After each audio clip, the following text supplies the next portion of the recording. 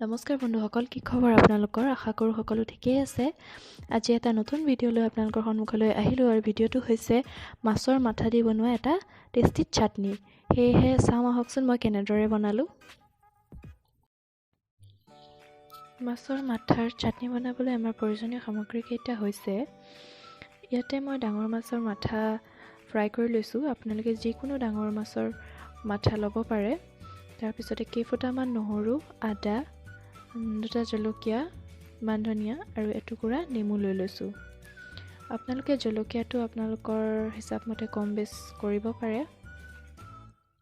তাৰপিছতে মই এটা মিক্সি লৈ লৈছোঁ। তাতে মই যিকেইটুকুৰ মাছৰ মাথা ফ্ৰাই কৰি লৈছিলোঁ সেইখিনি এইদৰে এৰুৱাই দিছোঁ।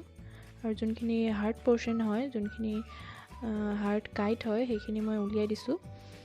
যিহেতু সেইখিনি দি দিলে আমাৰ মিক্সিটোৱে কষ্ট পাব আৰু সেইখিনি ভালদৰে গুৰিও নহ'ব, সেয়েহে মই সেইখিনি উলিয়াই দিছোঁ। তাৰপিছতে ইয়াতে মই নহৰু কেইফুটা দি দিলোঁ, লগতে আদা দি দিলোঁ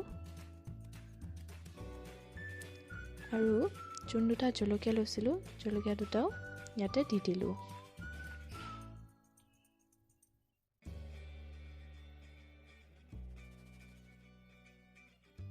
তাৰপিছতে মই মান ধনিয়া কেইখিলা পাত দি দিলোঁ। তাৰপিছত ইয়াত মই নেমুটো চেপি দিম।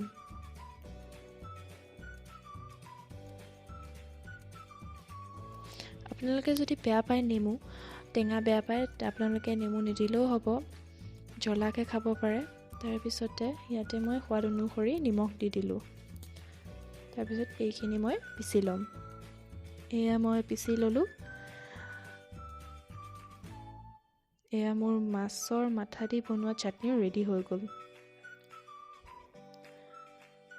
এয়া ৰেডি হৈ গ'ল। খুব টেষ্টি হয় খাবলৈ। আপোনালোকে প্লিজ ট্ৰাই কৰিব এই ৰেচিপিটো। খুবেই টেষ্টি হয়। আপোনালোকে ভাত দালি, চিম্পল ভাত দালিৰ লগত খাব পাৰে বা কেতিয়াবা আলহী আহিলেও আপোনালোকে খুৱাব পাৰে, যিহেতু খুবেই টেষ্টি হয়। আশা কৰোঁ আপোনালোকে ৰেচিপিটো ট্ৰাই কৰিব আৰু মোক জনাব কেনেকুৱা পালে। ধন্যবাদ। আৰু যদিহে আপোনালোকৰ এই ভিডিঅ'টো চাই ভাল পালে, তেনেহ'লে মোৰ চেনেলটো লাইক, শ্বেয়াৰ আৰু ছাবস্ক্ৰাইব কৰি দিব। ধন্যবাদ।